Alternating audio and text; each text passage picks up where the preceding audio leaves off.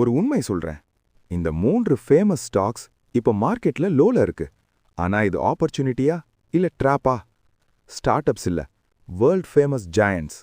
ஆனா இன்வெஸ்டர்ஸ் பயம் காரணமா கடுமையாக பனிஷ் ஆகிட்டாங்க. முதலில் Netflix.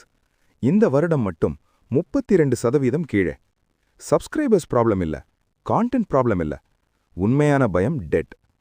Warner Bros deal approve ஆனா நெட்ஃப்ளிக்ஸ்க்கு இருக்கிற கேஷை விட 7 மடங்கு அதிக டெட் வருது. டெட் அதிகமானா ப்ராஃபிட் மார்ஜின்ஸ் குறையும். அதனால்தான் மார்க்கெட் நெட்ஃப்ளிக்ஸை பொனிஷ் பண்ணுது. அடுத்தது அடோப். இந்த ஸ்டாக் 55% வரை விழுந்திருக்கு. பணம் இல்லைன்னு பயம் இல்ல, ரெவென்யூ கொலாப்ஸ் இல்ல. இங்க பயம் டெக்னாலஜி.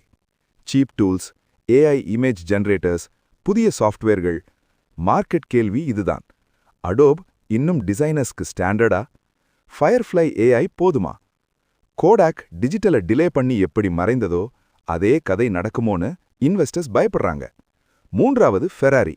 உலகத்திலேயே அதிக ப்ராஃபிட் மார்ஜின் கொண்ட கார் கம்பெனி. ஆனா சமீப மாதங்களில் 30% வீழ்ச்சி. டெஸ்லா, பாஷ் எலக்ட்ரிக் கார்ஸ்ல ஃபியூச்சரை காட்டும்போது ஃபெராரி தொடர்ந்து டிலே பண்ணுது. ஃபெராரி சொல்றது எலக்ட்ரிக் சூப்பர் கார்ஸ்க்கு டிமாண்ட் இல்லைன்னு. ஆனா மார்க்கெட் படிக்குது டெக்னாலஜிக்கல் டிலேன்னு. இதிலிருந்து ஒரு லெசன் கிளியர். லோ பிரைஸ் ஆப்பர்ச்சுனிட்டின்னு அர்த்தமில்ல. ஃபியர் புரிஞ்சுக்கிட்டாதான் ரைட் டிசிஷன் எடுக்க முடியும். நெட்ஃப்ளிக்ஸ்க்கு ஃபினான்ஷியல் ரிஸ்க், அடோப்க்கு ஏஐ ரிஸ்க், ஃபெராரிக்கு ஃபியூச்சர் ரிஸ்க். பிளைண்டா இன்வெஸ்ட் பண்ணாதீங்க. திங்கிங்கை சேஞ்ச் பண்ணுங்க. இப்போ உங்க டர்ன். கமெண்ட் பண்ணுங்க. 1 நெட்ஃப்ளிக்ஸ், 2 அடோப், 3 ஃபெராரி, 4 நன். இந்த மாதிரி கிளாரிட்டியான இன்வெஸ்ட்மெண்ட் பிரேக் டவுன்ஸ் வேண்டும்னா ஃபாலோ பண்ணுங்க. மணி லூஸ் ஆகாம இன்வெஸ்ட் பண்ண ஃபர்ஸ்ட் மைண்ட் செட் சேஞ்ச் ஆகணும்.